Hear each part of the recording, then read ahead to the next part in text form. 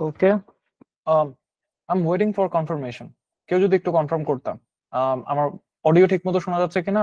In a ওয়াইল আমি screen share on করতেছি, audio video দুইটাই ঠিক মতো দেখা যাচ্ছে কিনা একটু কনফার্মেশন দরকার, তারপর আমরা শুরু করতে পারি।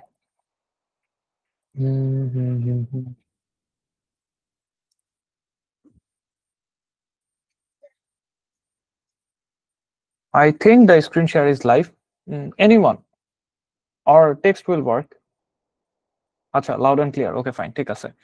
যদি কোনো ইন্টারাকশন ঘটে ইন্টারনেটে, ইট উড বি বেটার যদি কেউ মাইক অন করে বলো, বিকজ আমি হচ্ছে এখন স্লাইডস ওপেন করে কথাবার্তাগুলো বলবো। দ্যাট ইজ ওয়াই হচ্ছে হয়তো মিটে টেক্সট লিখলে কেউ কারোটা হয়তো আমি দেখতে পারবো না, so it would be better mike on করে ইন্টারাকশন করলে।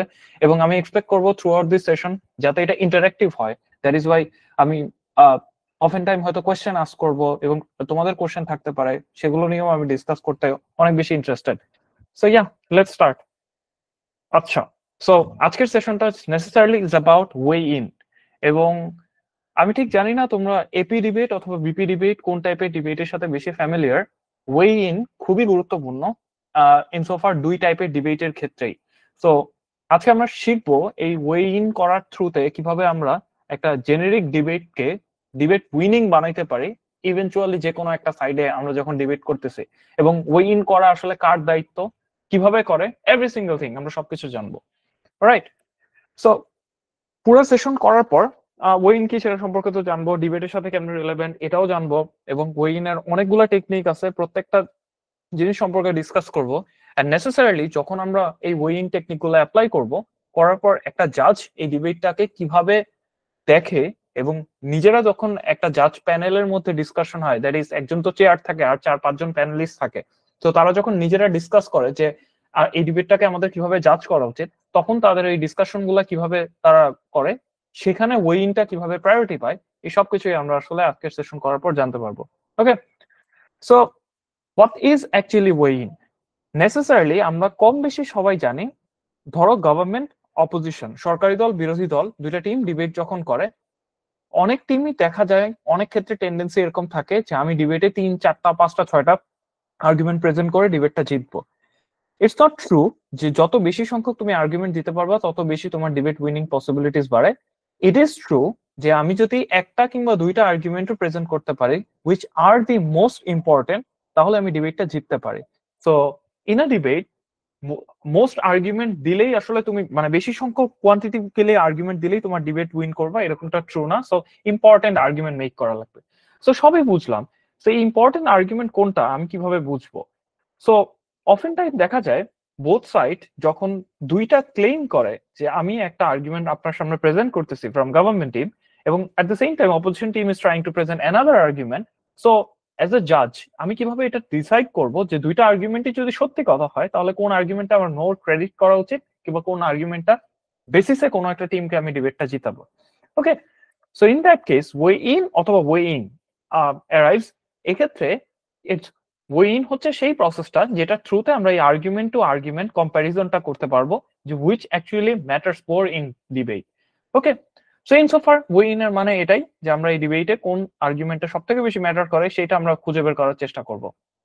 অলরাইট, সো আমরা একটা মোশন নিয়ে দেখা শুরু করি যে ওয়ে ইন গুলো আসলে কিভাবে ইন রিয়েল লাইফ। আমরা আসলে মাল্টিপল মোশন নিয়ে আজকের সেশনে ডিসকাস করব, এবং এই মোশনের থ্রুতে আমরা বোঝার চেষ্টা করব কোন টিম কোন আর্গুমেন্টটা কিভাবে প্রেজেন্ট করলে সেখান থেকে ওয়ে ইনটা বের করা যায়, এবং এটার থ্রুতে আমরা ডিবেটটা জিততে পারি। সো এই মোশনটা আমরা কয়েক সেকেন্ড, 10 থেকে 20 সেকেন্ডে আমরা সবাই একবার রিড আউট করি। সো এই মোশনটা বলতেছে এই সংসদ বাংলাদেশ মানে বাংলাদেশের সংসদ হিসেবে ৭১-এর গণহত্যার দায়ে পাকিস্তানের আনুষ্ঠানিক ক্ষমা প্রার্থনা বাংলাদেশের সাথে ভবিষ্যতের দ্বিপাক্ষিক সম্পর্ক নির্ধারণে একটি গুরুত্বপূর্ণ পূর্বশর্ত হওয়া উচিত। সো ৭১-এর গণহত্যা মানে মুক্তিযুদ্ধের সময়কার পাকিস্তানি বাহিনী আমাদের যে লক্ষ লক্ষ মানুষকে হত্যা করছে, সেটার কোনো আনুষ্ঠানিক ক্ষমা এখন পর্যন্ত পাকিস্তানি গভর্নমেন্ট আমাদের বাংলাদেশে চায় নাই, মানুষের কাছে কিংবা বাংলাদেশের গভর্নমেন্টের কাছে। সো আমরা রাইট নাও ২০২৫ সালে যে বর্তমান সময় আছি, সেই সময় থেকে আমরা যতগুলো দ্বিপাক্ষিক চুক্তি করি ইনসোফার ইম্পোর্ট এক্সপোর্ট আমদানি রপ্তানি কিংবা যে কোনো বিজনেস ডিপ্লোম্যাটিক সম্পর্ক নির্ধারণে, এটা কি একটা পূর্ব শর্ত হবে কিনা যে ও যদি আমাদের কাছে আনুষ্ঠানিকভাবে ক্ষমা না চায় সো আমরা ওদের সাথে এরকম দ্বিপাক্ষিক সম্পর্ক নির্ধারণ করব কি করব না সেটা নিয়ে ডিবেট। ওকে, সো এই ডিবেটে গভর্নমেন্ট সাইড এই প্রিন্সিপাল ক্লেমটা করবে যেহেতু পাকিস্তানি গভর্নমেন্ট একটা মোরাল হার্ম করেছে 71 সালে, দ্যাট ইজ লক্ষ লক্ষ মানুষ মারছে এবং ওই সকল মানুষজনকে যাদের মেরে ফেলছে তাদের সাথে যেমন ইনহিউম্যান অ্যাক্টিভিটি করেছে, দ্যাট ইজ অমানবিক, এবং এট দ্য সেম টাইম অনেক মানুষজন এর বসতবাড়ি, ইনফ্রাস্ট্রাকচার, আমাদের ব্রিজ, আমাদের অনেক এরিয়া ধ্বংস করে দিছে। সো ওই হার্ম গুলো অনেক ইরিভার্সিবল। তো তার মানে ওই সকল সিচুয়েশন গুলো বাংলাদেশের একটা লম্বা সময়ের অনেক বড় ক্ষতি সাধন করে দিছে। সো এইটা ওদের একটা নৈতিক দায়িত্ব বাংলাদেশের কাছে এই ক্ষমাটা প্রার্থনা করা, এবং স্বাধীনতার আজ থেকে 51 বা 52 বছর হয়ে গেছে, স্টিল ওরা ক্ষমা চায়নি। So that is completely unfair, এবং এই কারণে ওরা যদি ক্ষমা না চায় এখন আমার এক্ষেত্রে ওদের সাথে ফার্দার কোনো দ্বিপাক্ষিক চুক্তি করা আসলে উচিত না। সো দ্যাট ইজ দ্য গভর্নমেন্টের principal claim. On the other hand অপোজিশনের ক্লেম হচ্ছে right now diplomacy and trade পার্টনারশিপে আমার পূর্বের দিকের ইতিহাস গুলো ঘাটা ইম্পর্টেন্ট না, বিকজ বাংলাদেশ এখন এমন একটা ভালনারেবল সিচুয়েশনে আছে যেখানে আমাদের কোনো অ্যাকচুয়াল পলিটিক্যাল গভর্নমেন্ট নাই। আমাদের যে গভর্নমেন্ট সেটা হচ্ছে ইন্টারিম সরকার। সো এটা কোনো সাংবিধানিক ভাবে স্বীকৃত গভর্নমেন্ট না এবং কোনো রাজনৈতিক ভাবে নির্বাচিত সরকার না। দ্যাট ইজ ওয়াই ওর কাছ থেকে মানে এই সিচুয়েশনে আমাদের ইন্টারন্যাশনাল ওয়ার্ল্ডের সামনে আমাদের ইমেজটা ক্লিয়ার না। আমরা কিন্তু এখন ট্রেড পার্টনার গঠন করতে গেলে একটা অবস্ট্রাগল ফেস করতেছি। পশ্চিমের বিভিন্ন দেশের সাথে যখন আমরা চুক্তি সাধন করতে চাই অনেক ক্ষেত্রে আমাদের বাধা মুখোমুখি হইতে হয়, বিকজ আমাদের কোনো ফুল ফাংশনিং সরকার ব্যবস্থা নাই। সো দ্যাট ইজ ওয়াই আমরা এই মুহূর্তে যদি কোনো দেশের সাথে দ্বিপাক্ষিক চুক্তি করতে চাই তাহলে তাদেরকে আগে থেকে প্রি রিকুইজিট বা এরকম কোনো পূর্ব শর্ত দেওয়াটা আসলে আমাদের উচিত হবে না। সো আমরা নিজেরা এখন ভালনারেবল, আমরা নিজেরা এখন ক্রাইসিস মোমেন্টে আছে, দ্যাট ইজ ওয়াই আমাদের ডিপ্লোমেসি এবং ট্রেডকে সব থেকে বেশি প্রায়োরিটি দেওয়া উচিত, এরকম দ্বিপাক্ষিক কোনো শর্ত জুড়ে দেওয়া আমাদের উচিত না। সো আই হোপ গভর্নমেন্টের কি আর্গুমেন্ট, অপোজিশনের কি আর্গুমেন্ট, বেসিক লেন্সে এই দুইটা আমরা মোটামুটি বুঝতে পারছি। এখন খেয়াল করে দেখো, both of the arguments are true. যদি ট্রু হয় তাহলে কোনটাকে আমার কেটার করা উচিত? সো ইন সোফার এতটুকু পর্যন্ত আমরা যে ডিসকাস গুলো করলাম, কেউ একটু মাইক অন করে বলো যে এই ডিসকাশনটা ক্লিয়ার কিনা বা কারো কোনো কনফিউশন আছে কিনা রিগার্ডিং দ্য গভর্নমেন্ট সাইড বা গভর্নমেন্ট বা অপোজিশনের যে দুইটা আর্গুমেন্ট আমি বললাম সেইটুকু নিয়ে কারো কি কোনো কনফিউশন আছে?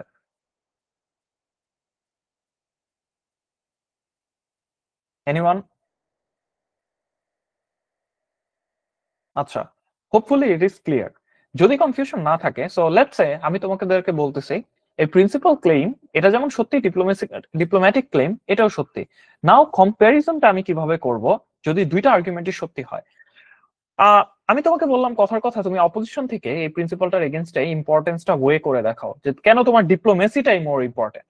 তো তখন এটা one of the line of approach বা লাইন অফ অ্যাটাক যেটা হইতে পারে, that is opposition team can come and convince me যে রাইট নাও ডিপ্লোমেসি বা ট্রেড পার্টনারশিপ গুলো আমাদের ডিসাইড করা উচিত অন দ্য বেসিস অফ আমরা পরবর্তীতে ফিউচারে কিভাবে কি পজিশনে থাকবো। বাংলাদেশের বর্তমান যে ইকোনমিক সিচুয়েশন এবং আমাদের যে অ্যালাইজ গঠন, থিঙ্ক ফর এ ওয়াইল, আমাদের কিন্তু বর্তমান সময়ে ইন্ডিয়ার সাথে সম্পর্কটা ভালো না। ট্রেড পার্টনার বলো বা আমাদের দেশে মানুষজনের মাইন্ডসেটের সাথে ইন্ডিয়ার মানুষজনের, আমাদের ভিসা রেস্ট্রিকশন আছে, আরো অনেক প্রবলেম আছে। দ্যাট ইজ ওয়াই আমরা ইন্ডিয়ার সাথে ভালো চেক এন্ড ব্যালেন্সের সম্পর্ক মেনটেন করতে পারতেছি না। বাট আমরা যদি এই মেনটেন করতে পারতেছি না, তার মানে ডেফিনেটলি আমাদের একটা অল্টারনেটিভ লাগবে। এত বড় ট্রেড পার্টনার বা বিজনেস ছিল আমাদের ইন্ডিয়ার সাথে এতদিন, সেটার এগেনস্টে আমাদের তো অল্টারনেটিভ দরকার ছিল। এবং তোমরা খেয়াল করে দেখবা শেখ হাসিনা রেজিমের পতনের পর আমরা ধীরে ধীরে পাকিস্তান অন্যান্য দেশের সাথে আমাদের এলাই গঠন বা আমাদের সুসম্পর্ক স্থাপনের দিকে আমরা এগিয়ে যাচ্ছিলাম। তো রাইট নাও আমাদের এটা মোর ইম্পর্টেন্ট যে ইন্ডিয়ার মতো সম্পর্কের যেটা আমরা ভাঙন ঘটাইছি সেটার এগেনস্টে একটা অল্টারনেটিভ। দ্যাট ইজ ওয়াই আমার ওই প্রিন্সিপাল যেটা অনেক আগে 50 বছর আগের একটা সিচুয়েশন, সেইটাকে প্রায়োরিটি না দিয়ে আমাদের এখন ট্রেড পার্টনার গঠনের প্রায়োরিটি দরকার, যেটা আমরা ইন্ডিয়ার সাথে নষ্ট করে ফেলছি। So right now it is more important যে আমাদের ইকোনমি এবং আমাদের কি বলে ডিপ্লোমেসি সিচুয়েশনটা যেহেতু আনস্টেবল, আমাদের যেহেতু গভর্নমেন্ট স্টেবল না, দ্যাট ইজ ওয়াই আমাদের আশেপাশে নেইবার যে দেশগুলোর সাথে আমাদের সম্পর্ক মেনটেন করতে আমরা মোর কেপেবল, সেখানে প্রায়োরিটি দেওয়া উচিত। সো ওই প্রিন্সিপালটাকে নিয়ে আমরা হয়তো ভবিষ্যতে চাইলে পরেও কেটার করতে পারি, বাট খেয়াল করে দেখা উচিত যে প্রত্যেকটা দ্বিপাক্ষিক সম্পর্কের নির্ধারণের আগে একটা পূর্ব শর্ত হিসেবে জুড়ে দেওয়া আমাদের কখনোই উচিত না। আমরা হয়তো এই সেম জিনিসটা নিয়ে আমরাও পাকিস্তানকে প্রেসার দিব, আমরাও হয়তো তাদের সাথে নেগোসিয়েশন করব বা তাদেরকে অ্যাপ্রোচ করব, বাট নেসেসারিলি দ্বিপাক্ষিক প্রত্যেকটা সম্পর্ক যেখানে হয়তো আমি কয়েক টন গ্রোসারিজ এর ডিল করতেছি, সেক্ষেত্রে আমার এই পূর্ব শর্তটা দেওয়া উচিত না, যেটা আমার দেশের মানুষকে আরো বেশি ক্ষতিগ্রস্ত করবে। So now I am clear, অপোজিশনের দুনিয়ায় হার্মটা অনেক বেশি এবং আর্জেন্সিটা মোর ক্লিয়ার। দ্যাট ইজ, ওর আর্গুমেন্টটা ডিপ্লোমেসি এবং trade partnership is more urgent এবং at the same time right now the most important thing to do. So এটার বাইরে পাকিস্তানের সাথে সম্পর্ক গভর্নমেন্ট যে প্রিন্সিপালটা অ্যাচিভ করতে চায়, সেই প্রিন্সিপালটাও অপোজিশনও অ্যাচিভ করতে চায়, হয়তো আরেকটু পরে কিংবা অন্য উপায়ে, যেখানে প্রত্যেকটা দ্বিপাক্ষিক সম্পর্কের আগে পূর্ব শর্ত হিসেবে জুড়ে দিবে না। ওকে, সো এইভাবে অপোজিশনের একটা ওয়ে হতে পারে যে দুইটা আর্গুমেন্টই সত্যি বা ওর আর্গুমেন্টটা কেন মোর ইম্পর্টেন্ট সেভাবে ওয়ে করে দেখাচ্ছে। Okay, I hope this is clear. কারো কি কোনো প্রশ্ন আছে এই ডিসকাশনটা নিয়ে? আদারওয়াইজ আমি পরের স্লাইডে যাব।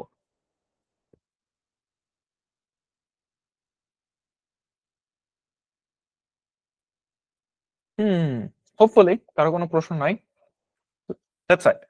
পরের স্লাইড। এখন আমরা বেশ কয়েকটা টেকনিক দেখবো যে ওয়েইং কিভাবে করতে হয়। সো প্রথম টেকনিক যেটা হতে পারে that is magnitude. What is, যে আমরা অফেন টাইম আর্গুমেন্টেশন করি, যে কোনো একটা আর্গুমেন্ট প্লেস করার টাইমে চিন্তা করি যে এই আর্গুমেন্টের ইম্প্যাক্টটা কত বড়। সো লেটস সে একটা মোশন নিয়ে আমরা কথা বলতে পারি। This house believes that humanity should invest considerable amount of resources into the exploration of deeper space, such as colonizing, space mining, exploration of deep space, finding alien races. So সহজ কথায় আমাদের বর্তমান যে মানব সভ্যতা আছে তাদের ডিপ স্পেস বা মহাকাশের যে স্পেস জায়গাটা আছে সেখানে এক্সপ্লোর করার জন্য অনেক বেশি সংখ্যকের টাকা এবং রিসোর্সেস ইনভেস্ট করা উচিত। সো এই ইনভেস্টমেন্ট গুলো আসলে কি কি পারপাসে হইতে পারে, যে আমরা হয়তো এলিয়েন আছে কিনা সেটার ক্ষেত্রে আমরা খুঁজতে পারি, কিংবা অন্য কোনো গ্রহ আছে কিনা যেখানে আমরা আবার বসতি স্থাপন করতে পারি, এই সকল ক্ষেত্রে আমাদের ইনভেস্ট করা উচিত। সো মোশনটা মোটামুটি ক্লিয়ার যে মানব সভ্যতা এটা করা উচিত হবে কি হবে না। ওকে, এবং এখানে কনসিডারেবল অ্যামাউন্ট বলা হচ্ছে, তার মানে অ্যামাউন্টটা will be really big. Okay, now opposition team will try to come up and say current generation matters more. মানে কি, মানে হিউম্যানিটি যখন এই কনসিডারেবল অ্যামাউন্ট ইনভেস্ট করা শুরু করবে, ডেফিনেটলি এই টাকাটা কোথা থেকে আসবে? রাইট নাও পৃথিবীতে যে রিসোর্সেস এবং অর্থ সম্পদগুলো আছে ডেফিনেটলি ওগুলা লিমিটেড। তার মানে এই লিমিটেড রিসোর্সেস গুলো অলরেডি কিন্তু আমাদের দেশে সারা পৃথিবীর মানুষজনের জন্য সাফিসিয়েন্ট না। তুমি দেখবে সারা পৃথিবীতে অনেক দেশই আছে যেখানে মানুষজনের বেসিক হিউম্যান রাইট পূরণ হয় নাই। খাদ্য, বস্ত্র, শিক্ষা, বাসস্থান, চিকিৎসা, এই সবকিছুর নিড গুলো আমরা ফুলফিল করতে পারি নাই। স্টিল আফ্রিকায় অনেক দেশের মানুষজন না খেয়ে মরতেছে।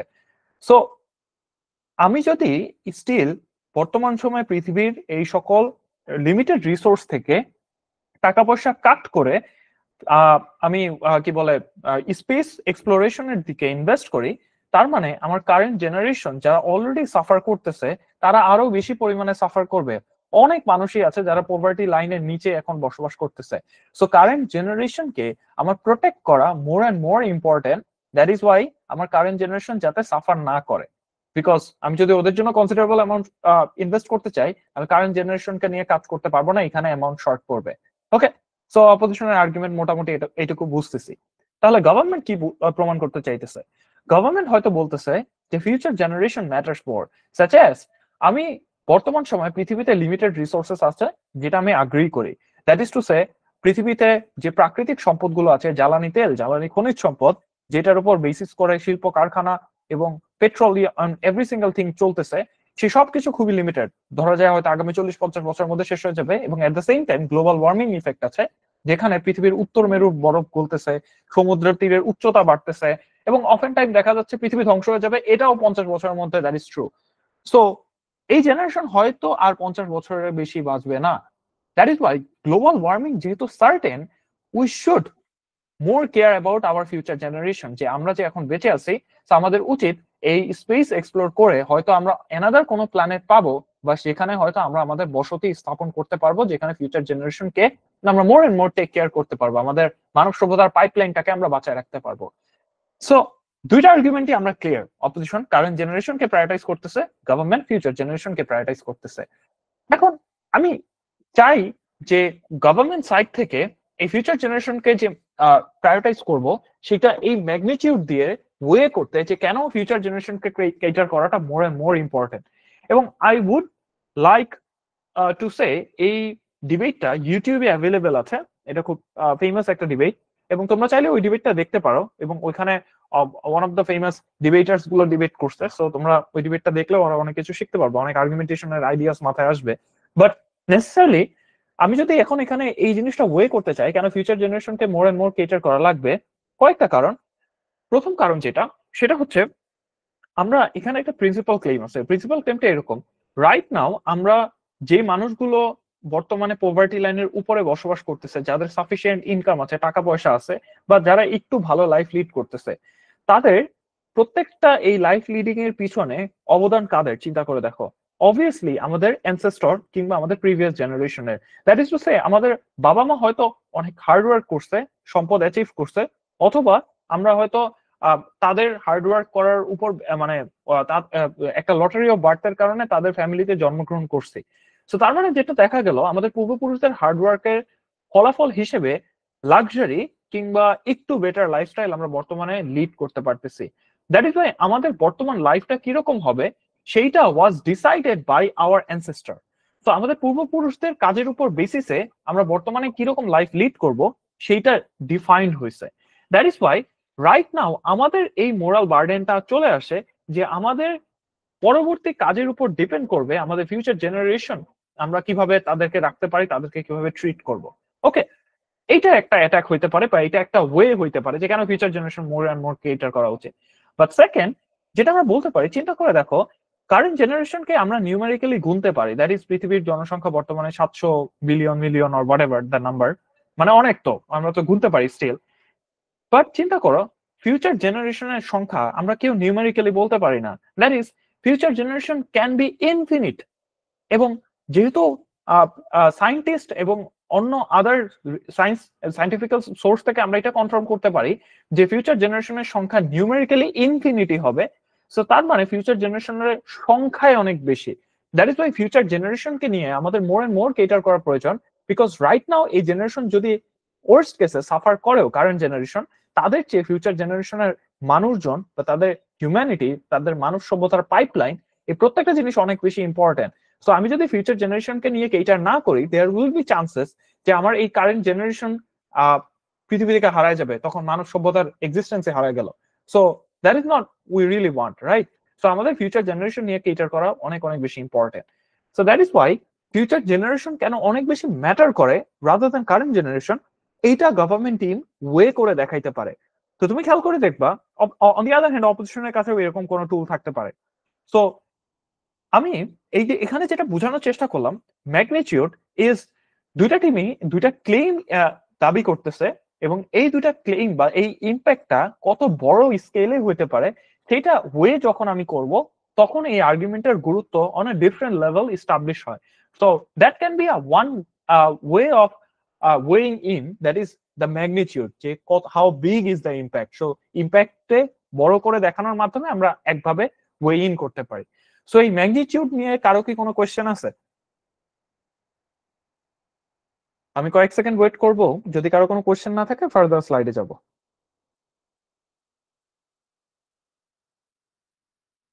আই এম হোপিং কারো কোনো কোয়েশ্চেন নাই। ওকে, পরবর্তী স্লাইড। আরেকটা ওয়ে যেভাবে আমরা ওয়ে ইন করতে পারি, that is the probability or likelihood analysis. এটার মানে কি, আরেকটা মোশন নিয়ে ডিসকাস করি, again Bangla motion, that is এই সংসদ একতরফা প্রেমের রোমান্টিক উপস্থাপনার বিরোধিতা করে। Okay, so it's a kind of, মানে মোশনটা একটু বুঝায় যদি বলি, one sided love is something glorified in a sense, যে তুমি ধরো তোমার কাউকে ভালো লাগে, বাট তোমার যাকে ভালো লাগে সেই মানুষটার তোমাকে ভালো লাগে না। সো বাট স্টিল তুমি এই জিনিসটাকে নিয়ে ওই মানুষ, মানে তোমার যাকে ভালো লাগে তাকে নিয়ে গল্প লেখো, কবিতা লেখো, তার কথা একা একা ভাবতে ভাবতে হারায় যাও, নিজে সারাদিন তাকে নিয়ে টাইম স্পেন্ড করো, নিজের সাথে নিজে থাকো, কিংবা এক্সপেক্ট করো কোনোদিন হয়তো সেই মানুষটার সাথে তোমার প্রেম হবে, আর ওই মানুষটা যাকে তোমার ভালো লাগতো তার হয়তো বিয়ে হয়ে গেছে, বাট স্টিল ওই মানুষটাকে তুমি কখনো ভুলতে পারতেছো না। এবং রোমান্টিক উপস্থাপনা মানে কি? নেসেসারিলি রোমান্টিক উপস্থাপনাগুলা মুভিজ, টিভি সিরিজ এই সকল প্ল্যাটফর্ম গুলোতে হয়। সো এখানে দেখানো হয় এই সকল কিছু করা is a part of romanticism, এবং এই কাজগুলো করার মধ্যে রোমান্টিকতার ব্যাপার আছে, যে কাউকে না পেয়েও তাকে ভালোবাসা যায়, এবং এই ব্যাপারগুলো অনেক সুন্দর মুভিজ, টিভি সিরিজ গুলো এভাবে পোর্ট্রে করে। So from the government side মোশনটা এরকম যে এই সকল একতরফা প্রেমগুলোকে যে মুভিজ, টিভি সিরিজ গুলো প্রেজেন্ট করতেছে সেটাকে আমরা বিরোধিতা করি। ওকে, সো এখানে আমরা যেই টাইপের ওয়ে ইন টেকনিকটা শিখবো, দ্যাট ইজ প্রবাবিলিটি বা likelihood analysis. So let's say government team একটা আর্গুমেন্ট প্লেস করার চেষ্টা করতেছে যে কিভাবে ব্রোকেন পিপল যারা আছে তারা will get a coping mechanism. মানে কি? মানে অফেন টাইম দেখা যায় যে মানুষগুলোর প্রেমে ব্যর্থ হয়েছে, তো ওদেরকে আমরা ব্রোকেন পিপল বলতেছি, ওই মানুষজনগুলোর একটা কোপিং মেকানিজম দরকার, অর্থাৎ ও কিভাবে সার্ভাইভ করবে, ও কিভাবে এই কষ্টটা ভুলে যাবে। সো আমি যদি এই একতরফা প্রেমের রোমান্টিক উপস্থাপনার বিরোধিতা করি, তাহলে ইট ইজ মোর লাইকলি, এই মানুষটা তো কখনো কোনো মানুষ চায় না যে ছ্যাঁকা খেয়ে সারাদিন বসে থাকতে। তো ও তো সবসময় চায়, মানে কোনো মানুষ নেসেসারিলি চায় না মন খারাপ করে ডিপ্রেসড হয়ে বসে থাকতে, ও তো চায় ওর লাইফটা যাতে একটু হলেও বেটার হোক, ওর লাইফে হ্যাপিনেস আসুক। দ্যাট ইজ ওয়াই ও যখন মুভিজ বা টিভি সিরিজ দেখে টাইম পাস করে, কিংবা ওর মনটাকে একটু হলে ডাইভার্ট করতে চায়, তখন যেটা দেখে যে মুভিজ, টিভি সিরিজ গুলো ওর এই একতরফা প্রেমটাকে সেলিব্রেট করতেছে। দ্যাট ইজ ওয়াই ও এটা থেকে মুভ অন করতে পারে না, ও একটা ট্র্যাপের মধ্যে পড়ে যায় যে আমার আসলে এই ওয়ান সাইডেড লাভটাকে টিকায় রাখা উচিত বা এটাকে নিয়ে পড়ে থাকা উচিত। But on the other hand, যখন আমি এটাকে বিরোধিতা করব গভর্নমেন্ট সাইড থেকে, তখন ইট ইজ মোর লাইকলি যে এই রোমান্টিক উপস্থাপনাগুলো হবে না, বরঞ্চ যেই সকল রিলেশনশিপ গুলোতে বোথ সাইডেড লাভ দেখানো হয়, যেখানে দুজন দুজনকে সমান ভালোবাসে, সেই সকল রিলেশনশিপ গুলোকে এই মুভিজ, টিভি সিরিজ গুলোকে সেলিব্রেট করবে বা প্রেজেন্ট করবে, উপস্থাপনা করবে। তখন এই মানুষটা কি হবে, ও হয়তো চিন্তা করবে আমি যাকে ভালোবাসছিলাম তাকে হয়তো আমি পাই নাই, বাট স্টিল ভালোবাসার অ্যাকচুয়াল ইনহারেন্ট মিনিং হচ্ছে it has to be reciprocal, মানে আমি যাকে ভালোবাসি তারও আমাকে ভালোবাসতে হবে। সো এটাই অ্যাকচুয়ালি ইনহারেন্ট ভালোবাসার meaning.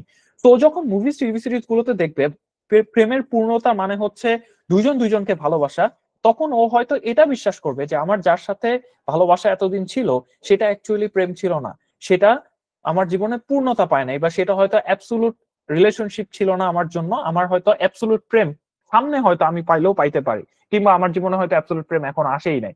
So I have to wait, অথবা আমার কিছু শর্ট কামিং আছে, আমার মধ্যে নিজের কিছু ল্যাকিং আছে, আমার হয়তো একটা ক্যারিয়ার বিল্ড আপ করা দরকার, আমার হয়তো নিজের ফিটনেস নিয়ে কেয়ার করা দরকার, আমার হয়তো নিজের সেলফ আইডেন্টিটি বিল্ড আপ করা দরকার, তাহলেও আমি হয়তো আমার ওই যে রেসিপ্রোকাল ভালোবাসা বা বোথ সাইডেড লাভের আমি হয়তো পেতে পারি। সো মুভিজ, টিভি সিরিজ গুলোতে ও যখন বোথ সাইডেড লাভ গুলো দেখবে, তখন ওর মধ্যে এরকম একটা টেন্ডেন্সি কাজ করা মোর লাইকলি, বা এরকম একটা প্রবাবিলিটি আছে যে বোথ সাইডেড লাভ তখনই আসে যখন মিউচুয়ালি দুইটা মানুষের প্রতি ভালোবাসা অনুভব করে। তো সেক্ষেত্রে ও হয়তো সেলফ ইফোর্ট দিবে, ও হয়তো চাবে নিজেকে নিয়ে ইমপ্রুভ করার জন্য। অর্থাৎ সেই পৃথিবীতে এই মানুষটার ডিপ্রেশন কিংবা ফ্রাস্ট্রেশন থেকে বের হয়ে আসার মেকানিজমটা এরকম যে ও সেলফ ইফোর্ট দেয়। সো এভাবে তুমি এই লাইকলিহুড বা প্রবাবিলিটিটা অ্যানালিসিস করতে পারো যে আমাদের পৃথিবীতে কোপিং মেকানিজমটা অনেক বেশি মোর লাইকলি বা প্রবাবিলিটি আছে যেখানে এই ব্রোকেন পিপলটা আসলে নিজের ফ্রাস্ট্রেশন সিচুয়েশনটাকে ওভারকাম করতে পারে। Okay, so that can be another way of weigh in technique. এই প্রবাবিলিটি বা লাইকলিহুড অ্যানালিসিসটা যে আমরা এক্সপ্লেইন করলাম, এটা বুঝতে কি কারো কোনো প্রবলেম আছে, বা এখানে কারো এই রিলেটেড কারো কোনো কোয়েশ্চেন আছে?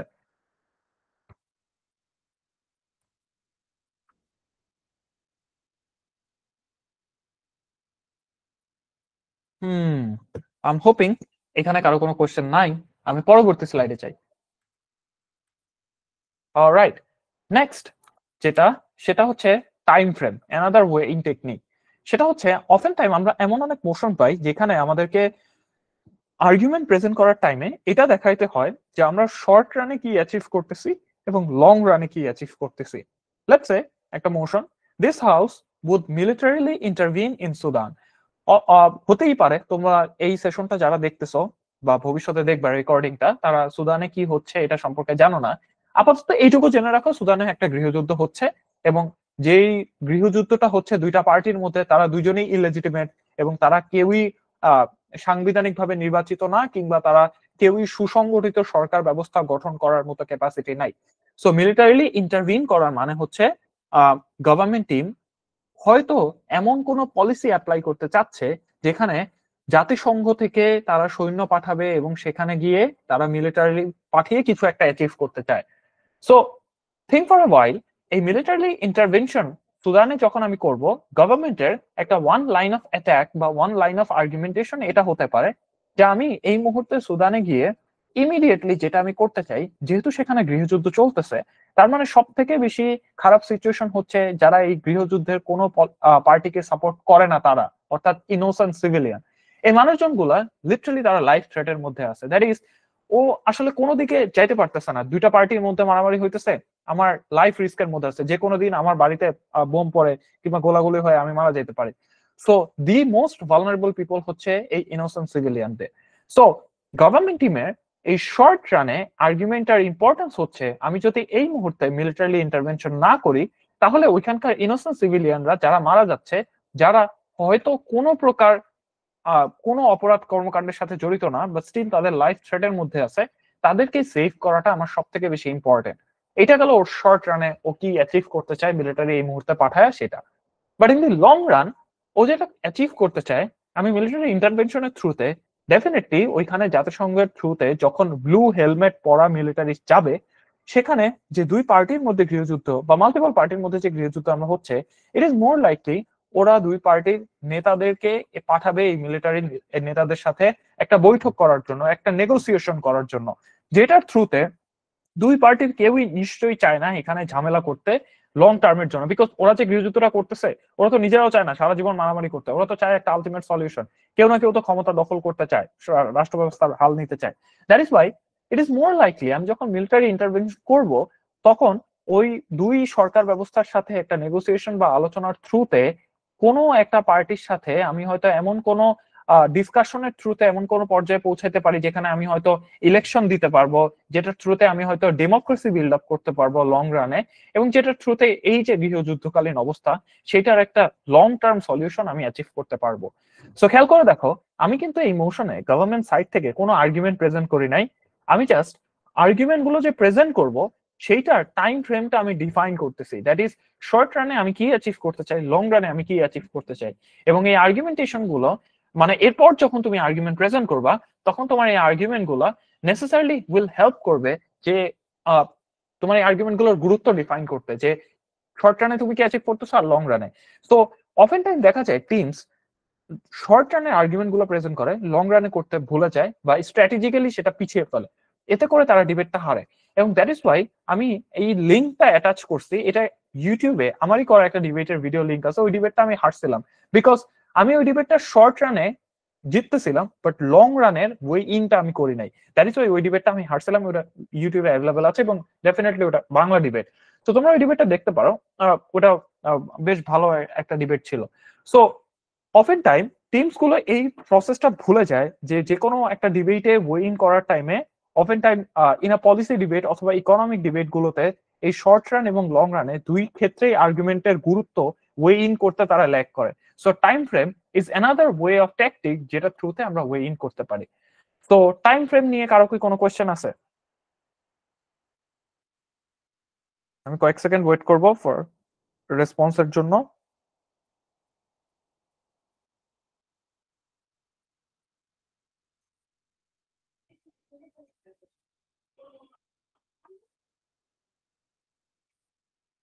হুম,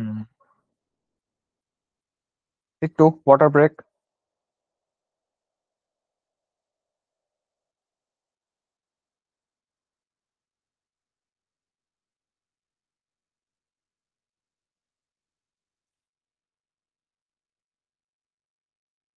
ওকে, হোপফুলি এখানে কারো কোনো কোয়েশ্চেন নাই। Next slide. ওকে, এই সব যদি টেকনিক হয়, আরেকটা টেকনিক আমরা দেখবো ইন ব্রিটিশ পার্লামেন্টারি ডিবেট, যখন আমরা সেম বেঞ্চের মধ্যে ওয়েইনটা করি। ফর এক্সাম্পল, ওপেনিং গভর্নমেন্ট এবং ক্লোজিং গভর্নমেন্ট দুইটা টিম ডিবেট করতেছে। ওপেনিং গভর্নমেন্ট অনেকগুলো আর্গুমেন্ট প্রেজেন্ট করছে, ক্লোজিং গভর্নমেন্ট অনেকগুলো আর্গুমেন্ট প্রেজেন্ট করছে। সো নেসেসারিলি এটা তো সত্যি না, ধরো ওপেনিং গভর্নমেন্ট দুইটা আর্গুমেন্ট দিছে, ক্লোজিং গভর্নমেন্ট ডিফারেন্ট দুইটা আর্গুমেন্ট দিছে। সো আমরা এখন কাদেরকে ক্রেডিট দিব? সো ডেফিনেটলি আমাকে ওয়ে করে দেখাইতে হবে কেন ক্লোজিং গভর্নমেন্ট যে নতুন আর্গুমেন্ট গুলা দিছে সেগুলো ইম্পর্টেন্ট। জাস্ট বিকজ সে নতুন আর্গুমেন্ট প্রেজেন্ট করছে ডাজন্ট মিন তাকে আমার ক্রেডিট করতে হবে। তো এই ওয়েইংটা important in between same bench, এবং এক্ষেত্রে এই সেম বেঞ্চের ক্ষেত্রে অফেন টাইম টিমগুলো স্ট্রাগল করে এই কারণে বিকজ তুমি তোমার সেম বেঞ্চে কখনো ডিরেক্টলি রিবার্টাল দিতে পারতেছো না যে কেন ক্লোজিং গভর্নমেন্ট থেকে ওপেনিং গভর্নমেন্টের আর্গুমেন্ট গুলা বেটার। সো এখানে দেখো একটা মোশন আছে যে এই সংসদ বাংলাদেশ আওয়ামী লীগ ও তার অঙ্গ সংগঠন সমূহকে রাজনীতি থেকে নিষিদ্ধ করবে। এটা জিডিসি আইভি 2024-এর রাউন্ড 4 এর মোশন, এবং এটাই আমরা ডিবেট করছিলাম ক্লোজিং অপোজিশন থেকে, এবং I was the opposition whip in this debate. So আমরা যেটা প্রুফ করতে চাচ্ছিলাম যে না, আওয়ামী লীগ ও তার অঙ্গ সংগঠন সমূহকে রাজনীতি থেকে ব্যান করবে না, এবং it was quite tough. And because it was quite tough in a sense, closing আমরা তো ক্লোজিং অপোজিশনে ছিলাম, ওপেনিং অপোজিশনে একটা স্ট্রং টিম ছিল। আমি হয়তো এই সেশনে মেনশন করবো না ওই স্ট্রং টিমটা কে, বাট যেটা বলবো ওই টিমটার সাথেই আমাদের মোস্ট ফাইট হচ্ছিল। তার মানে ফার্স্ট অ্যান্ড সেকেন্ড প্লেস এই দুটো নেওয়ার জন্য আমাদের ওই টিমটার সাথে ফাইট করতে হচ্ছিল, এবং আমরা আলটিমেটলি ফার্স্ট প্লেস নিয়েছিলাম ওই ডিবেটটাতে। সো আমি এখন এক্সপ্লেইন করব যে ওই ডিবেটটা অ্যাকচুয়ালি আমরা কি করে এই ফার্স্ট প্লেসটা নিয়েছিলাম। সো নেসেসারিলি আমরা প্রুফ করবো আওয়ামী লীগ এবং তার অঙ্গ সংগঠন সমূহকে রাজনীতি থেকে নিষিদ্ধ করব না। Let's see. ওই ডিবেটে খেয়াল করে দেখো ওপেনিং অপোজিশন যে যে আর্গুমেন্ট গুলো প্রেজেন্ট করছিল, ফার্স্ট যে ডেফিনেটলি এই মোশনে গভর্নমেন্ট টিমের একটা অবভিয়াস লাইন অফ অ্যাটাক থাকবে যে আওয়ামী লীগ এবং তার অঙ্গ সংগঠন সমূহ প্রচুর মানুষ হত্যা করছে, হিউম্যান রাইট ভায়োলেট করছে, এবং that is why they deserve this punishment, যে তাদেরকে আমি রাজনৈতিক অধিকার দিব না, তাদেরকে আমি ব্যান করে দিব।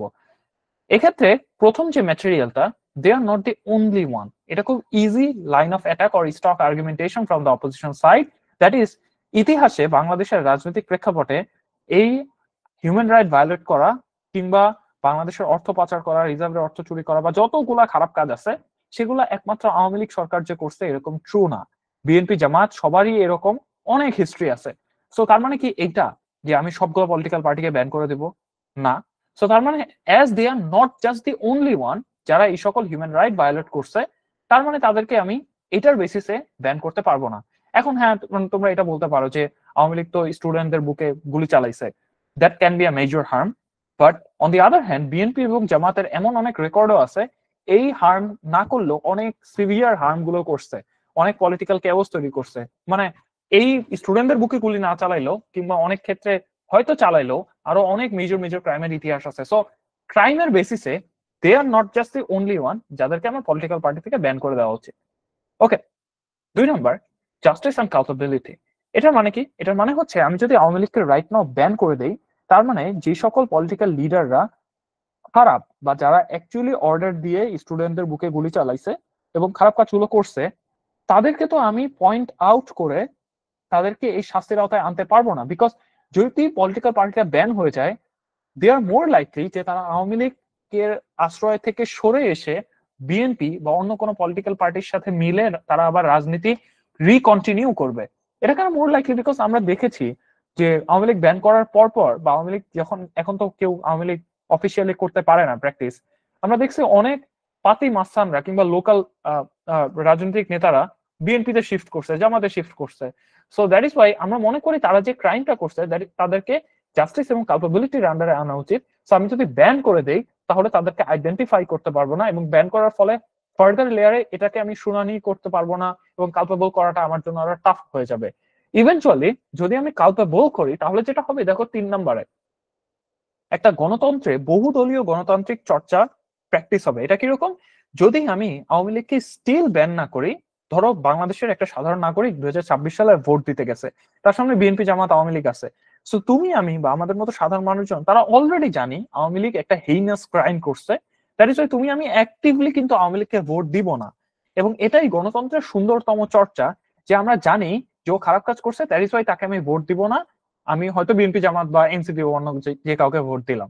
সো এটা যেটা হবে, তুমি এজ এ নাগরিক তোমার সামনে মাল্টিপল চয়েসেস গুলো এক্সিস্ট করে, যেটা বহুদলীয় গণতান্ত্রিক চর্চা গণতন্ত্রের সুন্দরতম দিক এটা তুলে ধরলো। But on the other hand যদি আওয়ামী লীগকে আমি ব্যান করে দেই তাহলে আমার কাছে চয়েস কিন্তু স্টিল কমে আসলো। মানে আগে আমার যেটা হইতো আওয়ামী লীগ নাহলে বিএনপি, এই দুইটা চয়েসের মধ্যে আমার ভোট দেওয়া লাগতো, বাট রাইট নাও সিচুয়েশনটা তাহলে এমন হয়ে যাবে বিএনপি নাকি Jamaat. On the other hand Awami লীগকে যদি ব্যান না করতাম তাহলে স্টিল একটা অ্যানাদার অপশন অ্যাড হইতো, মাল্টিপল অপশন, প্লুরালিজম, বহুদলীয় গণতান্ত্রিক চর্চাটা আমি করতে পারতাম। ওকে, এইটুকু যদি বুঝি, 4 নাম্বার যেটা আর্গুমেন্টেশন ওপেনিং অফ দিছিল, that is not all leaders were bad, that is some were the victims of circumstances. That is অনেক লিডার আছে যারা আওয়ামী লীগের থেকেও হয়তো এই ম্যাস কিলিং কিংবা এইরকম ব্রুটালিটির সাথে নিজেদের ডিরেক্ট ইনভলভ ছিল না। আওয়ামী লীগের অনেক হয়তো ভালো লিডারও আছে। সো আমি যদি ডিরেক্টলি আওয়ামী লীগকে ব্যান করে দিই, তাহলে যেটা হবে, এই 5 নম্বরে খেয়াল করে দেখো, মব জাস্টিসের মতো সিচুয়েশন তৈরি হবে, যেখানে জাস্ট বিকজ হয়তো আওয়ামী লীগে 3 মাস আগে একটা মানুষ নাম লেখাইছিল এবং সে হয়তো ডিরেক্টলি আওয়ামী লীগের কোনো ক্যাম্পেইন করতেও পারে নাই, বাট স্টিল আওয়ামী লীগ যেহেতু ব্যান এবং তার সাথে তার যেহেতু নামটা জড়িত আছে, দ্যাট ইজ ওয়াই এই মানুষটাকে উপর সাধারণ মানুষের ক্ষোভ ডিরেক্টলি পড়বে এবং তার বাড়িঘর পুড়ে দেওয়া, এই সকল সিচুয়েশন আমরা দেখতেই পারি। এবং সব থেকে প্রাইম এক্সাম্পল আমরা হয়তো দেখছি মাশরাফির বাড়ি পুড়ে দেওয়া হয়েছে, এবং সাকিব আল হাসানের উপর যে রেসটা আমরা দেখি, অবভিয়াসলি তাকে মোরালি কালপেবল করা উচিত, but not all the leaders were equally bad. So just because আমি আওয়ামী লীগ করতাম দেখে আমার আইডেন্টিটিকে ডিরেক্টলি মব জাস্টিস দিয়ে পুরো ডিমলিশ করে দেওয়া হবে, এই জিনিসটা আমরা চাই না। রাদার আমরা চাই সবাইকে ইন্ডিভিজুয়ালি জাস্টিস এবং কালপেবিলিটির আন্ডারে আনা হোক। ওকে, সো খেয়াল করে দেখো, ওপেনিং অপোজিশন কিন্তু সিগনিফিক্যান্ট পোর্শন অফ আর্গুমেন্টেশন এই ডিবেটে ক্লিয়ার করে ফেলছিল। সো আমরা ছিলাম closing opposition, how still we manage to grab first place. So আমরা প্রথমে যেটা প্রুফ করছিলাম যে নতুন আর্গুমেন্ট হিসেবে, আমরা যদি এই মুহূর্তে আওয়ামী লীগকে ব্যান করে দেই, তাহলে তাদের comeback will be much more deadly and hidden. কিরকম? থিঙ্ক ফর আ ওয়াইল, আমরা তাদেরকে ব্যান করে দিলে আমরা কিন্তু কেউ এটা গ্যারান্টি দিয়ে বলতে পারবো না যে তারা তাদের অ্যাক্টিভিটিস সব বন্ধ করে রাখবে, তারা আন্ডারগ্রাউন্ডে নিজেদের ডালপালা ছড়াবে না, নিজেদের আইডেন্টিটি, নিজেদের আইডিওলজি বিস্তার করবে না। বিকজ অবভিয়াসলি হিস্টোরিক্যালি তাদের একটা বড় কন্ট্রিবিউশন আছে মুক্তিযুদ্ধ বলো কিংবা তার আগের সিচুয়েশন গুলোতে। তো তার মানে তারা এই সকল অ্যাক্টিভিটি স্টিল চালা যাবে, বাট আন্ডারগ্রাউন্ডে, এবং আমরা যেগুলোকে ট্রেস বা ট্র্যাক করতে পারবো না। আই.ই. আমরা হিটলারের নাজি বাহিনীকে যেভাবে আমরা দেখছি ব্যান করার পরও স্টিল তাদের অ্যাক্টিভিটি এখন পর্যন্ত চলে। সো আমরা ব্যান করার থ্রুতে তাদের কামব্যাকটাকে আরো ডেডলি এবং হিডেন বানায় ফেলবো। এটা গেল আমাদের 1 নম্বর আর্গুমেন্টেশন।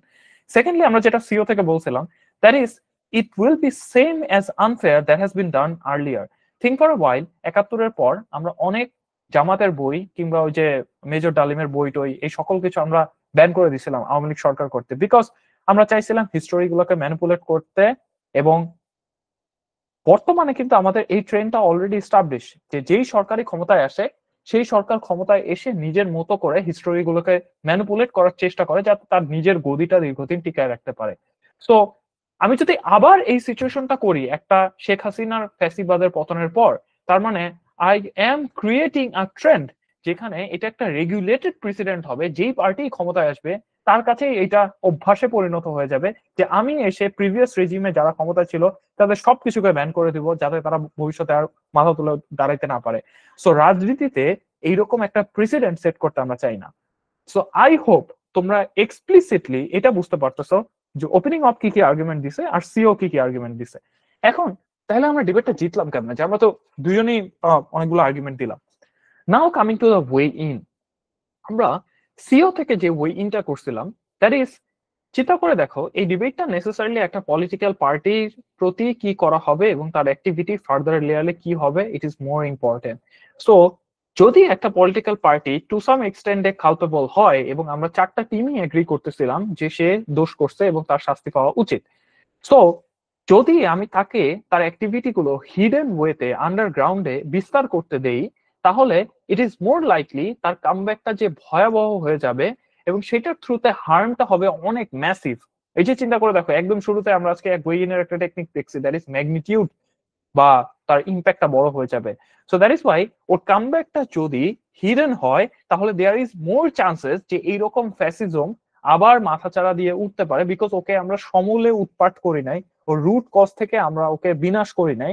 That is Y or activity গুলো স্টিল আমরা জিয়ে রাখতে দেখবো। সো এটা যদি আমরা করি তাহলে there will be more harm in terms of magnitude.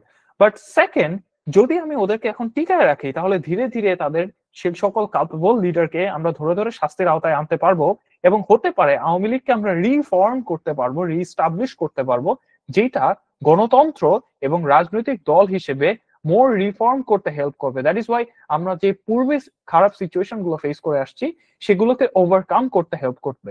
So now you are creating a visual impact যে কেন সিওর এই আর্গুমেন্টটা অনেক বেশি important in this house. Okay, এটা গেল। বাট 2 নাম্বার, দেখো in terms of the president, যেখানে এই সাম আনফেয়ার সিচুয়েশন গুলো আমরা আগে করছি, খেয়াল করে দেখো আমরা যখন জামাতের বইগুলো কিংবা আমরা যখন বিএনপির হিস্টোরিক্যাল বা মেজর জিয়ার ইনসিডেন্ট গুলোকে ব্যান করে দিছিলাম, স্টিল সেই জিনিসগুলো কিন্তু রয়ে গেছিল। স্টিল মানুষ পরবর্তীতে এই বইগুলোকে উৎপাটন করছে, উদ্ঘাটন করছে, করে ইতিহাস সম্পর্কে জানতে পারছে। সমস্যা যেটা হয়ে গেছে, এই আর্গুমেন্টটা কেন গুরুত্বপূর্ণ দেখো, আমি ওয়েইনটা এখন করতেছি, দ্যাট ইজ একটা লম্বা জেনারেশনাল গ্যাপ পড়ে গেছে। আমাদের মতো স্টুডেন্টরা যারা 9-10 সমাজ বই কিংবা 6 থেকে 10 পর্যন্ত যে সমাজ বইগুলো আমাদের স্কুল কলেজে পড়ানো হইতো, প্রত্যেকটা জায়গায় হিস্ট্রি ম্যানিপুলেশনের থ্রুতে আমাদের ব্রেইন ওয়াশড হয়ে গেছিল যে আওয়ামী লীগ একটা অ্যাবসুলুট গড লেভেলের সরকার ব্যবস্থা, যারা হিস্টোরিতে শুধুই ভালো কাজ করছে এবং বাকি সব পলিটিক্যাল পার্টি হিস্টোরিতে খারাপ কাজ করছে। So history manipulation is so much bad, that is Y আমাদের জেনারেশন একটা এন্টায়ারলি মিসকনসেপশন নিয়ে বড় হচ্ছিল। সো আমি যদি আবার সেম প্রেসিডেন্টটা তৈরি করি, তার মানে ইট ইজ মোর লাইকলি যে প্রত্যেকটা পলিটিক্যাল পার্টি এসে হিস্টোরি গুলো ম্যানিপুলেট করা শুরু করবে এবং প্রত্যেকবার একটা করে অন্ধ জেনারেশন তৈরি হওয়া শুরু করবে। সো খেয়াল করে দেখো, আমি ছিলাম অপোজিশন হুইপ, তখন আমি এসে এগুলো প্রুফ করছি কেন ওপেনিং অপোজিশনের যতগুলো আর্গুমেন্টেশন আছে সে সবগুলো আর্গুমেন্টেশনের চাইতে আমাদের এই দুইটা আর্গুমেন্টেশন নেসেসারিলি অনেক অনেক বেশি important in this debate. So আমি ডিরেক্টলি ওপেনিং অপোজিশনকে রিবাটাল দেই নাই বা যারা যুক্তি খণ্ডনও করি নাই, এবং সেটা আমার করা উচিত না যেহেতু আমরা সেম বেঞ্চে ডিবেট করতেছি। বাট স্টিল আমি ওয়ে করে প্রমাণ করছি কেন সিও ওপেনিং অপোজিশনের চাইতে better. So this is how you can weigh in between the same benches. তো এভাবে করে আমরা সেম বেঞ্চে ওয়ে করে আমরা ডিবেট জিততে পারি। ওকে, তো this can be another way of weigh in technique in BP. তো এই সেম বেঞ্চ ওয়ে ইন টেকনিকে কারো কোনো প্রশ্ন আছে? আমি একটু কয়েক সেকেন্ড ওয়েট করব।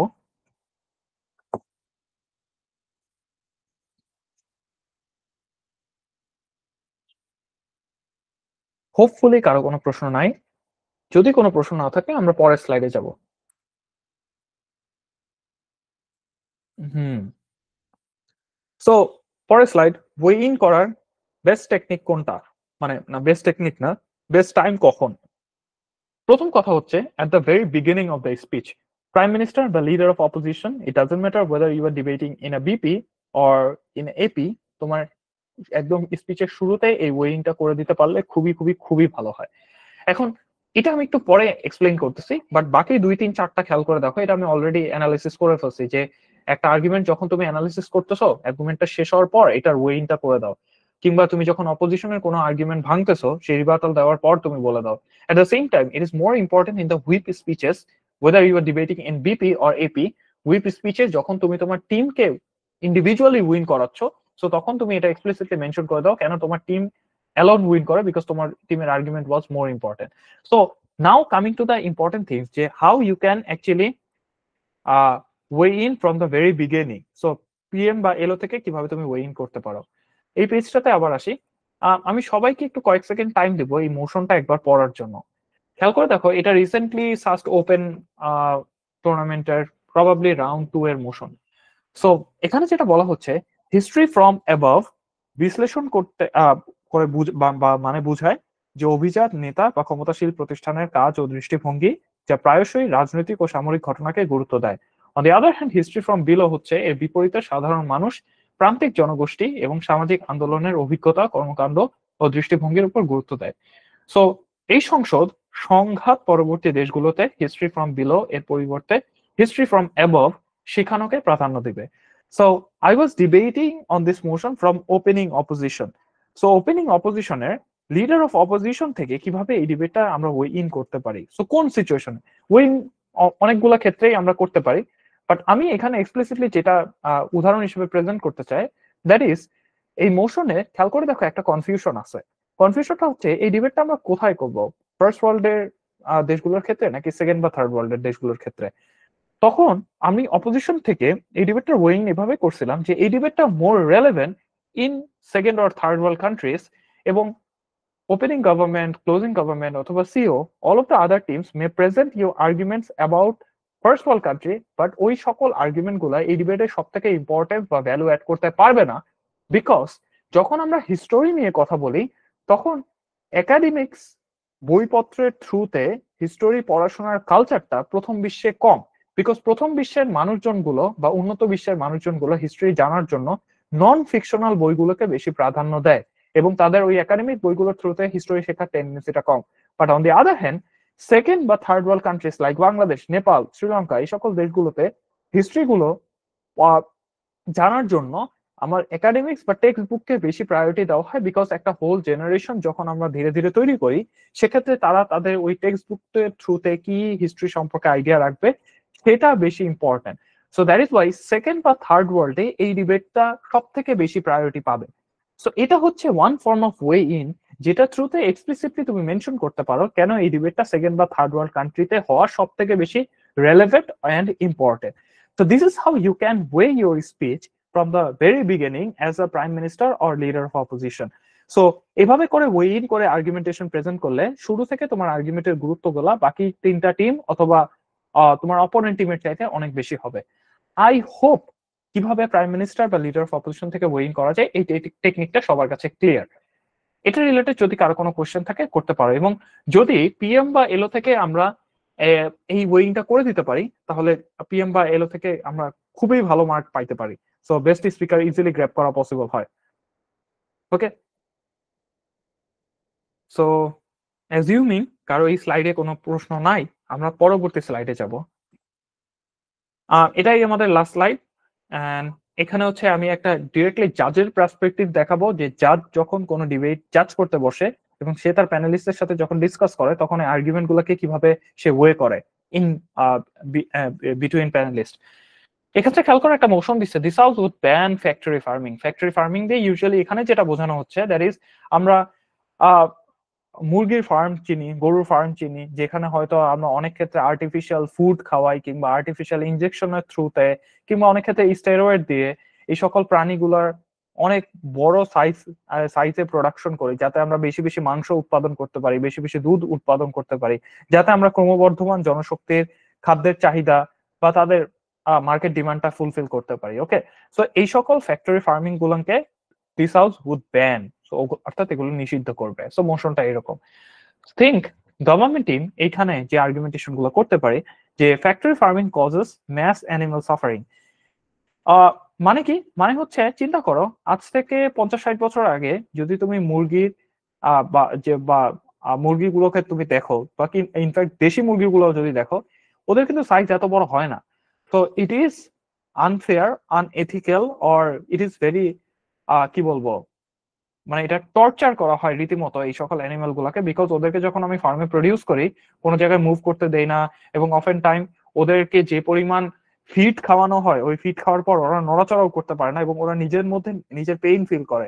সো অনেক অনেক বেশি গ্রস স্কেলে অনেক অ্যানিমাল সাফারিং হয় এবং it is unjustified two do so. So animal sufferings আমরা কেউ চাই না এবং অনেক বেশি স্কেলে অ্যানিমাল সাফারিং হয়, that is magnitude of this argument. Second argument যেটা হইতে পারে, it contributes heavily to climate change. মানে হচ্ছে এই সকল অ্যানিমেল গুলোকে প্রডিউস করার জন্য আমার যে ফিড গুলো খাওয়ানো হয় সেক্ষেত্রে লেড থাকে বা ভারী সীসা জাতীয় জিনিসপত্র থাকে, এবং সমস্যা যেটা এগুলোর খাবারগুলোকে প্রডিউস করার জন্য আমার গাছপালা কাটা লাগে এবং অনেক পরিবেশ দূষণ করা লাগে, এবং এদের থেকে এই অ্যানিমেল গুলার যে বর্জ্য পদার্থ এগুলো অনেকগুলো তো সার হিসেবে ব্যবহার হয় যেটা পরিবেশের সুরক্ষা দেয়, বাট মোস্ট কেসে এগুলোর বর্জ্যগুলো পরিবেশের দূষণ করে। এবং ইনসোফার এই সকল প্রাণীগুলোকে অফেন টাইম রান্না করে খাইলেও হয়তো অনেক ক্ষেত্রে ওই ফ্রি রেডিক্যাল থেকে আমাদের দেহে এসে আমাদের লং টার্মে ক্ষতি সাধন করে, ক্যান্সার সৃষ্টি করতে পারে। সো লং টার্মে এটা পরিবেশ এবং হিউম্যান বডি দুটার জন্য অনেক বেশি ক্ষতিকর এবং ক্লাইমেট চেঞ্জের জন্য অনেক বেশি ডিরেক্টলি ইনভলভ রাখতেছে। সো আমাদের ফ্যাক্টরি গুলা ফাংশন করানো লাগতেছে, ক্লাইমেটের উপর ডিরেক্ট প্রভাব পড়তেছে। So it is a long term global harm. So you can explain it through the time frame, short term এবং লং টার্ম, যেখানে ক্লাইমেট চেঞ্জের মতো সিচুয়েশন গুলো তোমার ফেস করা লাগতেছে। বাট 3 নম্বর খেয়াল করে দেখো, দেয়ার আর টার্মস অফ অল্টারনেটিভস, যাতে করে তুমি এই ক্রমবর্ধমান জনশক্তির চাহিদা পূরণ করতে পারো। Like on the other hand, আমরা পরিবেশের ক্ষতি করা ছাড়াও, ক্ষতিকর কেমিক্যাল ব্যবহার করা ছাড়াও ল্যাবের মধ্যে আমরা মাংস উৎপাদন করতে পারি যেটা ইভেন ভেগান ফ্রেন্ডলি, অর্থাৎ যারা ভেজিটেরিয়ান মানুষজন আছে তারাও সেই সকল মাংসগুলো খাইতে পারবে with the same amino acid, same quality, same nutrition fact, যেটার থ্রুতে আমি ক্রমবর্ধমান জনশক্তির চাহিদা পূরণ করতে পারি। Yes, that is a probability যে হ্যাঁ সেগুলো আমি এখন গ্রস স্কেলে প্রোডাকশন করতে পারতেছি না, আমি হয়তো এখনো সেগুলো সবার জন্য এক্সেসিবল করতে পারতেছি না, সেগুলো হয়তো এখনো একটু এক্সপেন্সিভ। বাট যদি আমি জিনিসগুলোকে ব্যান করে দেই, তাহলে যেই কোম্পানিজ গুলো এখন এই ফ্যাক্টরি ফার্মিং করতেছে তারা হয়তো শিফট হবে ওই টাইপের ল্যাব গ্রোন মিট প্রডিউস করতে, এবং যেখানে আমার অ্যানিমাল সাফারিং হবে না, পরিবেশের উপর ক্ষতি করবে না, স্টিল আমি মানুষজনের চাহিদা পূরণ করতে পারবো। সো দ্যাট ইজ ওয়াই ওই অল্টারনেটিভটা আমার প্রবাবিলিটি বা লাইকলিহুড অ্যানালিসিস এর থ্রুতে তুমি ওই কোম্পানিগুলোর ইনসেন্টিভ অ্যানালিসিস করতে পারো। ওকে, আই হোপ গভর্নমেন্টের আর্গুমেন্টেশন বা ওয়েইং টেকনিক গুলো ক্লিয়ার। বাট থিঙ্ক অ্যাবাউট যখন জাজ এই অপোজিশনের আর্গুমেন্ট গুলোকে আবার ওয়ে করবে, কিভাবে হইতে পারে? চিন্তা করো, banning factory farming will collapse food supply chains, raising prices and harming the poor consumer। মানে কি? মানে আজকে যদি আমি তোমাকে বলি তুমি আজকে থেকে ফার্মের মুরগি কিনবা না, একটা গরিব মানুষের পক্ষে ফার্মের মুরগি কেনার চাইতে ও যদি দেশি মুরগি কিনতে চায় ওটা স্বাভাবিকভাবে দাম বেশি। এবং একটু ফার্স্ট ওয়ার্ল্ডে যদি যাও, ফার্স্ট ওয়ার্ল্ডে সুপার শপ গুলোতে যে মাংস পাওয়া যায় ওইটার বদলে আমি যদি ওদেরকে সিনথেটিক মাংস বা যেটা ওই যে ল্যাব গ্রোন মিট বললাম ওইটা কিনতে বলি, ওটার প্রাইস ডেফিনেটলি বেশি। সো ওইখানেও তো অ্যাফোর্ডেবিলিটির ব্যাপার আছে। তো যারা গরিব মানুষ তারা ইজিলি পারবে না, এবং তুমি নিজে এটা স্বীকার করতেছো যে যে কোম্পানিগুলো অলরেডি ফ্যাক্টরি ফার্মিং করে তারা যদি শিফট ঘটাইতে চায় towards this lab grown meat, সেখানে আমার একটা টাইম ফ্রেম দরকার হয়। এবং সেক্ষেত্রে গরিব মানুষরা কি তাহলে এই কনজিউম করবে না, তারা কি না খেয়ে থাকবে? সো দ্যাট ইজ ওয়াই লম্বা বা মেজরিটি অফ দ্য পিপল যারা অ্যাফোর্ডেবিলিটি নাই তারা সাফার করবে। সো এই টাইপের তুমি একটা আর্গুমেন্টেশন দিয়ে ওয়ে ইন করতে পারো। But second, this climate change link is indirect and slow, so the harm is less immediate। so তুমি এভাবে কল আউট করতে পারো অপোজিশন থেকে ওয়ে ইন করে যে look at the time frame, মানে মিট গ্রো করা বা মিট প্রোডাকশন করা ফ্যাক্টরি ফার্মিং কি is the only responsible actor যার থ্রুতে গ্লোবাল ওয়ার্মিং হইতেছে? না, লাইক এসির প্রোডাকশন বা কি বলে যে সকল গাড়ি আমরা উৎপাদন করতেছি, মোটর ইঞ্জিনের আরো ফ্যাক্টরি আছে, সেগুলো গ্রস স্কেলে আরো অনেক বেশি পরিমাণে ক্লাইমেট চেঞ্জের মতো জায়গায় প্রভাব ফেলতেছে। So look at the time frame. আমি পৃথিবীতে যতগুলো ফ্যাক্টরি ফার্মিং এর সিচুয়েশন ইনসিডেন্ট বা ফ্যাক্টরি ফার্মিং এর ঘটনা বর্তমান সময় ঘটতেছে, যে পরিমাণ কার্বন নিঃসরণ করতেছে তার থেকে ওই সকল সিচুয়েশনে কার্বন নিঃসরণের সংখ্যা মোর ডিরেক্ট এবং আরো অনেক ফাস্টার ওয়েতে কার্বন নিঃসরণ করতেছে। দ্যাট ইজ ওয়াই আমার টাইম ফ্রেমে আমি কম হার্ম সিচুয়েশন করতেছি। সো ক্লাইমেট চেঞ্জের আর্গুমেন্টেশনটা হয়তো অপোজিশন এভাবে ডিল করতে পারে by using this time frame weighing technique. Lastly ওরা যেটা বলতে পারে, this policies will like to be failed because alternatives aren't ready right now. এই মার্কেটটা কিন্তু পপুলার না, মানে তুমি কিন্তু বাংলাদেশের কোনো কোম্পানিকে এইভাবে ডিরেক্টলি বলতে পারবে না যে বাংলাদেশে এমন কোনো কোম্পানি আছে কিনা যারা এরকম ল্যাব গ্রোন মিট প্রডিউস করতে পারছে। হয়তো ইউরোপে কিংবা ইউএসএ তে টুকটাক কয়েকটা কোম্পানি আস্তে আস্তে রাইজ করতেছে। সো তার মানে এই পলিসিটা এখন এই মুহূর্তে ইমপ্লিমেন্ট করার জন্য রেডি না। আজ থেকে হয়তো আরো 20 থেকে 30 বছর পর এই সকল কোম্পানিজ গুলো হয়তো মোর ইস্টাবলিশ হবে, মোর রেগুলেটেড হবে। তখন যদি তুমি এই ফ্যাক্টরি ফার্মিং ব্যান করে দাও, তখন এই সাপ্লাই ডিমান্ডটা শিফট হইতে পারে, তখন সেটা হওয়া more likely. So right now এই পলিসিটা ইমপ্লিমেন্ট করলে which more likely to be failed. That is how you can actually weigh in terms of probability. So মোটা দাগে 3টা ওয়ে নিয়ে গভর্নমেন্ট অপোজিশন যে টাইপের আর্গুমেন্টেশন করতে পারে সেই ওয়েইং টেকনিকটা আমরা দেখাইলাম। ওকে, সো এই স্লাইডে কি কারো কোনো কোয়েশ্চেন আছে? আমি আরো কয়েক সেকেন্ড একটু ওয়েট করব।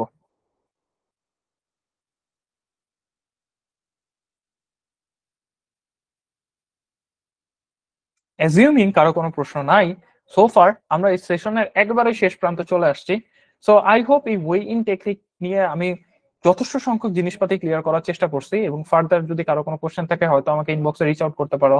আমি জাফির আনাম, ইস্ট ওয়েস্ট ইউনিভার্সিটির হয়ে ডিবেট করি, এবং জাফির আনাম এক্সাক্ট এই নামেই আমাকে ফেসবুকে রিচ আউট করতে পারবা। And yeah, best of luck and slay in the future debates. আমরা একেবারে সেশনের শেষ পর্যায়ে চলে আসছি, সেশন শেষ টেকনিক্যালি, এবং আজকের সেশন রিলেটেড কারো কোনো কোশ্চেন থাকলে ফিল ফ্রি টু আস্ক। আমি হচ্ছে এই স্লাইড গুলো সবার সাথে শেয়ার করে দেব।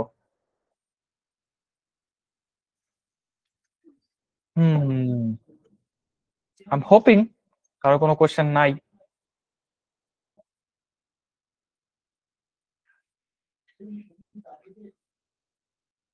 ওকে, if that is, thank you everyone যারা পুরো সেশনটা শুনছো কিংবা ইন ফিউচার রেকর্ডিং থেকে শুনবা। আই হোপ তোমরা এই সেশনটা থেকে সিগনিফিকেন্ট ওয়েতে ওয়ে ইন টেকনিক গুলো ইমপ্রুভ করতে পারবা তোমরা, এন্ড ইনশাআল্লাহ ফিউচার ডিবেটসে তোমাদের এটা অনেক হেল্প করবে। টিল দেন, ভালো থাকো, take care, happy debating, tata.